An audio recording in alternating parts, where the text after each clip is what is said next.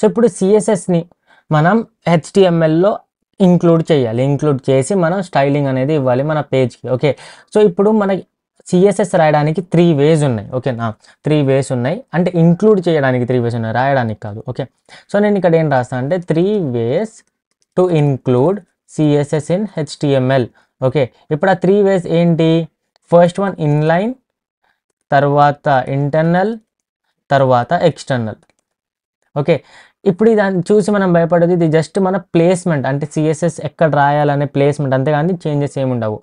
ఇప్పుడు inline CSS అంటే ఏంటి? సో నేను విఎస్ కోడ్ ఓపెన్ చేసాను. ఓకేనా, విఎస్ కోడ్ని ఫుల్ స్క్రీన్ చేసుకున్నాను, నేను క్రోమ్ని కూడా ఫుల్ స్క్రీన్ చేసుకున్నా. ఓకే, అండ్ ఇక్కడ నేను ఏం చేస్తాను అంటే ఓపెన్ ఫోల్డర్ చేసా. ఓపెన్ ఫోల్డర్లో వెళ్ళి మనం ఇక్కడ డెస్క్టాప్లో యూట్యూబ్ వెబ్ డెవ్లో ఇక్కడ నేను ఒక సిఎస్ఎస్ అనే ఒక ఫోల్డర్ క్రియేట్ చేస్తాను. ఓకేనా, అండ్ ఆ సిఎస్ఎస్ని ఇక్కడ ఓపెన్ చేశాను.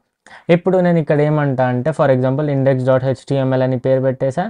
ఓకే, అండ్ ఇక్కడ నేను బాయిలర్ ప్లేట్ కోడ్ పెట్టేసా. ఓకేనా, ఇప్పుడు నేను ఇక్కడ ఒక h1 పెట్టేస్తా, ముబషిర్ కోడ్స్ అని, అండ్ ఇక్కడ ఒక పీ ట్యాగ్ పెడతా, సబ్స్క్రైబ్ టు మై ఛానల్ అని, అండ్ ఇక్కడ ఇంకొక P tag founded by, and ఇక్కడ ఒక బీ ట్యాగ్ పెట్టేసి ముబషిర్ అని పెట్టేసా. ఓకేనా, సేవ్ చేసా. దీన్ని గో లైవ్ చేద్దాం. ఇప్పుడు గో లైవ్ చేస్తే Mubashir codes subscribe to my channel founded by Mubashir అని వచ్చింది. Okay, fine. ఇప్పుడు నేను దీన్ని సిఎస్ఎస్ చేయాలి, నేను దీన్ని కలర్ని చేంజ్ చేయాలి, ఏదో ఒకటి చేయాలి.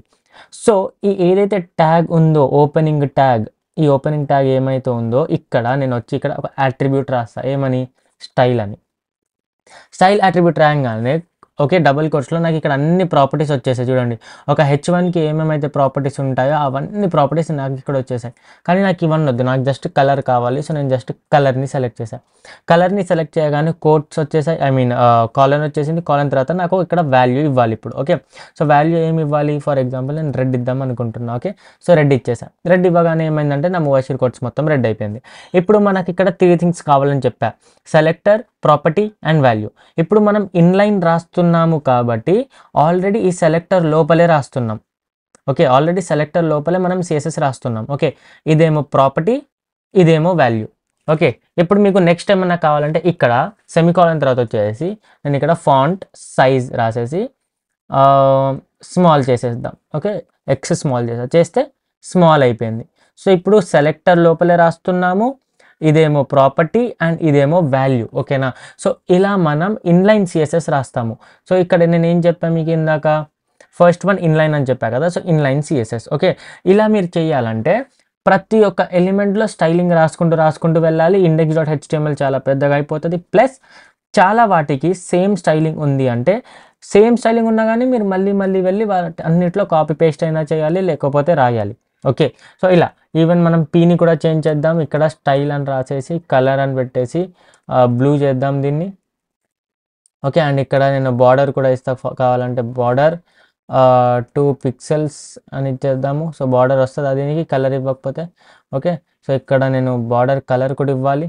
సో బార్డర్ కలర్ ఇవ్వాలి, నేను ఆక్వా అని ఇద్దాం. ఓకే, అండ్ పిక్సెల్స్ ఇవ్వాలి కదా, సో బార్డర్ సైజ్ ఇవ్వాలి, మనం బార్డర్ విడ్త్ ఇవ్వాలి 2 పిక్సెల్స్ అని. బార్డర్ 2 పిక్సెల్స్ ఇచ్చాం కదా.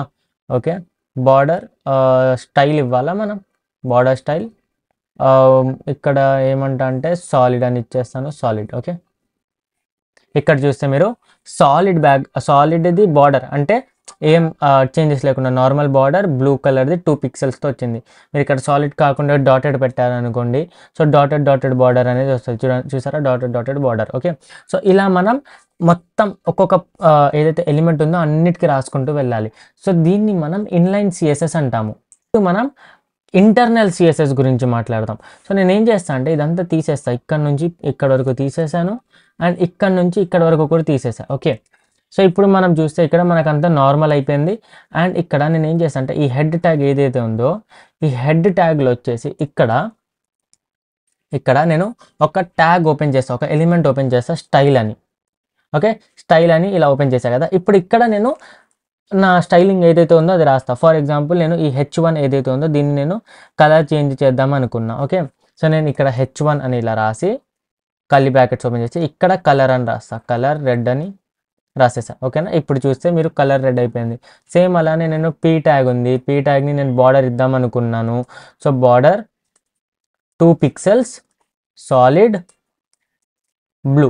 అంటే 2 పిక్సెల్స్ కావాలి, సాలిడ్‌లో ఉండాలి అండ్ బ్లూ కలర్ ఉండాలి. చూస్తే ఇప్పుడు నా మొత్తం పీ ట్యాగ్స్ అన్నిటికి ఇదొచ్చేసింది. ఓకేనా? ఇప్పుడు ఇప్పుడు మీరు చూస్తే మనం మొత్తం స్టైలింగ్ మనం జస్ట్ ఈ స్టైల్ ట్యాగ్ లోపల మొత్తం రాసేయొచ్చు. ఓకేనా? ఇలా ఈజీగా. ఓకే. కానీ మళ్ళీ ఏమవుతదంటే ఈ ఫైల్ మొత్తం పెరిగిపోతది. సెపరేషన్ ఉండదు. హెచ్టీఎంఎల్‌లో హెచ్టీఎంఎల్ఏ ఉండాలి. సీఎస్ఎస్‌లో సీఎస్ఎస్ఏ ఉండాలి. సో, అలా సెపరేషన్ అనేది ఉండాలి.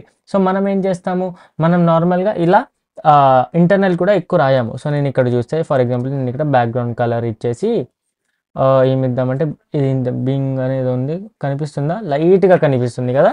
ఓకే. కానీ కనిపిస్తుంది. రెడ్ ఉండడం వల్ల మనకు బ్యాక్‌గ్రౌండ్ అనేది కనిపించొస్తుంది. ఓకే. సో, ఇలా మనం ప్రాపర్టీస్ అను వాల్యూస్ ఇవన్నీ ఇవ్వచ్చు. కానీ ద బెస్ట్ వే ఏంటి? బెస్ట్ వే ఏంటంటే ఇక్కడ ఇంకొక ఫైల్ చేయడం. ఫర్ ఎగ్జాంపుల్ నేను స్టైల్స్ డాట్ సీఎస్ఎస్ అని రాసా. అండ్ ఈ స్టైల్ లోపల ఏదైతే ఉందో ఇదంతా కట్ చేసి స్టైల్ డాట్ డిఎస్ఎస్‌లో పేస్ట్ చేసేసా. ఓకే. పేస్ట్ చేసేసా వచ్చేసింది. ఓకే. అండ్ ఇక్కడ నుంచి ఈ మొత్తం తీసేసా. ఇప్పుడు ఇక్కడ చూస్తే ఏమైనా చేంజెస్ వచ్చిందా? లేదు. ఎందుకు చేంజ్ రాలేదు? ఎందుకంటే index.html సెపరేట్, style.css సెపరేట్. కానీ వీటిని మనం లింక్ చేయలేదు. సో, లింక్ చేయాలంటే మనం ఈ హెడ్ ట్యాగ్ లోపల వచ్చేసి ఇక్కడ నేను ఏం చేస్తా అంటే లింక్ అని సెర్చ్ చేస్తా. లింక్ అని చేయగానే మీకు ఇక్కడ వేరే వేరే ఆప్షన్స్ వచ్చాయి. నేను ఇక్కడ కిందకు వచ్చేసి సిఎస్ఎస్‌ది సెలెక్ట్ చేస్తా. సిఎస్ఎస్ సెలెక్ట్ చేయగానే ఏమైంది? ఇక్కడ రిలేషన్ స్టైల్ షీట్ అని వచ్చింది. అంటే ఇక్కడ రిలేషన్స్ ఉంటాయి. మనం ఏం చెప్తున్నాము? ఈ హెచ్ఆర్ఈఎఫ్‌లో ఏదైతే ఫైల్ ఉందో ఈ ఫైల్ అండ్ మన ఉన్న హెచ్టీఎంఎల్ ఫైల్‌కి రిలేషన్ ఏంటి? Style sheet. అంటే స్టైలింగ్ చేస్తది అని. ఓకేనా? ఇప్పుడు ఇక్కడ స్టైల్ డాట్ సీఎస్ఎస్ అని వచ్చింది. కానీ మనది స్టైల్స్ డాట్ సీఎస్ఎస్ అని ఉంది. నేను దీన్ని కలర్ నేమ్ చేంజ్ చేసుకుంటా. ఓకే. మీరు కావాలంటే మొబైల్ డాట్ సీఎస్ఎస్ ఓకే. ఏ సీఎస్ఎస్ అయినా పెట్టుకోవచ్చు. ఆ ఫైల్‌ని ఇక్కడ ఇది స్టైల్ డాట్ సీఎస్ఎస్ అని ఆటోమేటిక్‌గా జనరేట్ చేస్తది. ఓకే. మీరు రాసిన పేరు ఇక్కడ జనరేట్ చేయదు. సో, మీరు ఇక్కడ వచ్చేసి ఇక్కడ నేమ్ చేంజ్ చేసుకోవాలి. ఇప్పుడు మనం ఇక్కడికి వెళ్ళగానే చూసారా మళ్ళీ మన స్టైల్స్ అన్నీ వచ్చేసాయి. సో, ఇది ఏం చేసింది? ఇక్కడ స్టైల్ షీట్‌లో స్టైల్ డాట్ సీఎస్ఎస్‌లో వెళ్ళి ఇక్కడ చూసింది ఏమేం స్టైల్స్ ఉన్నాయని. ఓకే. హెచ్1కి ఇది ఉంది, పీకి ఇది ఉంది కదా! సో, ఇక్కడికి వచ్చేసి హెచ్1లోను, పీలో ఇవన్నీ చేంజెస్ మనకు చేసి ఇచ్చేసింది. ఓకేనా? సో, ఇలా బేసికల్లీ మనం ఇలా చేస్తాము. ఓకే. మనం ఫ్యూచర్‌లో ఎప్పుడు చేసినా కానీ హెచ్టీఎంఎల్ ఒకటి సెపరేట్ క్రియేట్ చేస్తాము. సీఎస్ఎస్ ఒకటి సెపరేట్ క్రియేట్ చేస్తాము. అండ్ దీనికి మనం స్టైలింగ్ అనేది ఇస్తాము. అండ్ లింక్ ఎలా చేస్తాము? ఈ లింక్ ట్యాగ్ నుంచి. ఓకేనా?